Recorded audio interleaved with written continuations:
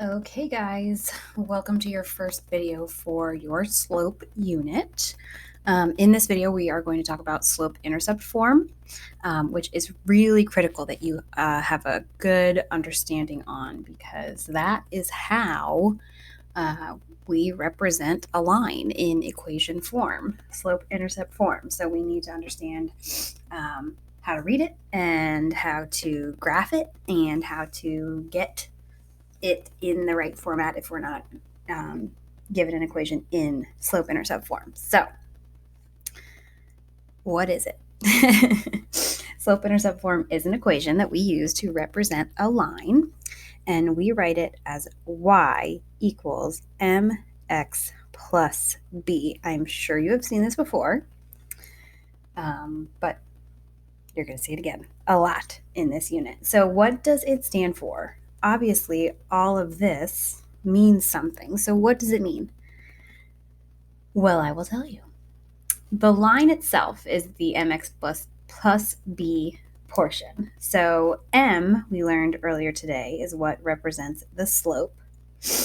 And x will always be x. That's never going to be a known value. If you don't have an x, then you don't have a slope, which, put a pin in that. We'll talk about that in a little bit. But x will always be an x.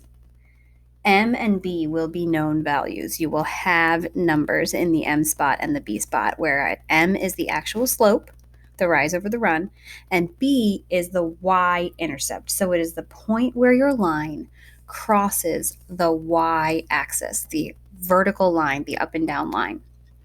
Okay, m equals slope, and b equals the y-intercept, the point where our line crosses that vertical line. Okay, so how can we use the equation of a line in slope-intercept format to actually graph that line? If I give you an equation like y equals 3/5 x plus 2 and say, go ahead and graph it, how are you going to do it? It's a piece of cake. First, we're going to check to make sure our equation is in slope-intercept form. I'll just abbreviate that. Is the one above in slope-intercept form? Is this in slope-intercept form?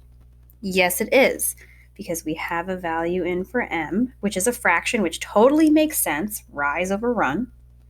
We have an x, and we have another known value in for the b spot. So yes, we are in slope-intercept form. Sometimes I will refer to this as y equals format, so don't get confused if I flip-flop back and forth.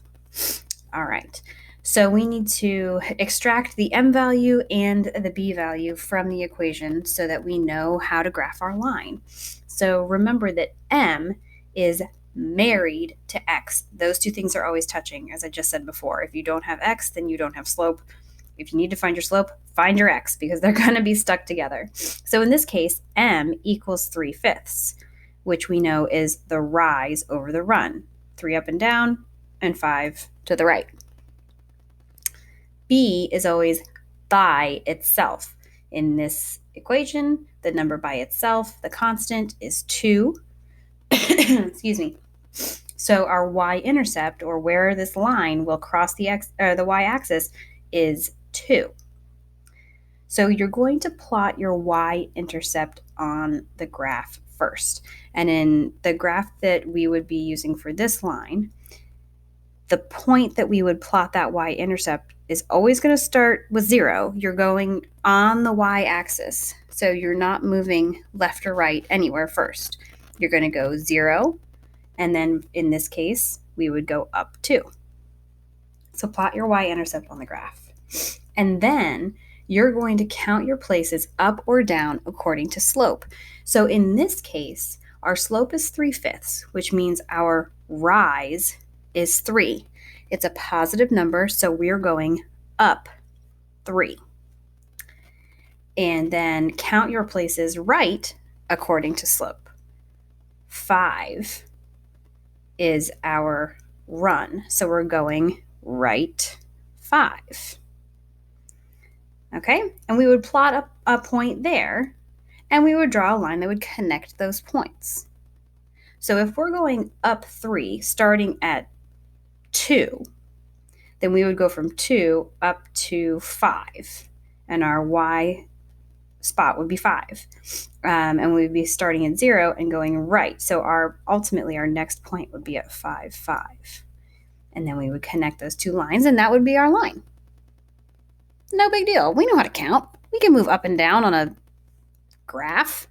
This is no problem. We got this. So let's try a couple examples. Okay. The one we just talked about, y equals 3/5 x plus 2. My slope is a positive 3/5, and my y-intercept is 2. So I'm going to plot my y-intercept first. I'm going to go to 0, and I'm going to go up 2. That's my y-intercept. Then from there, I am going to count my slope. I'm going up 3. So from 2, I'll go 1, 2, 3. Okay. And then I'm going to go to the right 5. 1, 2, 3, 4, 5. There's my new point at 5, 5, which is exactly what we said before. Okay, and then we would graph this line. Let's see, I don't have a ruler, but I do have a little tiny piece of paper, or a tiny piece of cardboard. So I will use that. And I will graph my line through those 2 points. And that is the line that is represented by the equation y equals 3/5 x plus 2. Okay, let's try another example. And then you guys will be done with these notes because this is no big deal. This is nothing to be intimidated by. There's a lot of information in this unit. This is not the thing that's going to break you. Okay? So for this next example, 8x plus 4y equals 12. Sometimes your equation will not already be in slope-intercept format. So you have to be diligent about checking. And if this is the case, we have to modify it to get it into that format, right? We have to modify. So how am I going to get this to look like y equals mx plus b? Well, here's my y. I have to unstick it from the 4, but first I have to unstick the 4y from the 8x. This is a positive 8x. It's on the left side of the equal sign. I want the x to be on the right side. So I'll cancel it out on this side. I have to do the same thing, the same operation over here. So now I have 4y equals negative 8x plus 12. Excuse me. I still have one more step to get that y by itself, and it's to unstick it from the 4. They're stuck together by multiplication, so I'm going to unstick them by division. If I divide this side by 4 to cancel it out, that means I have to divide this side by 4 as well. So 8x divided by 4 and 12 divided by 4. Negative 8 divided by 4 is negative 2. So now I've got my slope of negative 2x, and 12 divided by 4 is 3. Awesome. Anytime your m value is a whole number, you know that that means you put it over a 1 so that you have your rise of negative 2 and your run of 1. This is one of those invisible math things that we cannot forget to do. So let's graph this. Our slope is negative 2, or negative 2 over 1, either way. And our y-intercept, by itself, it's 3.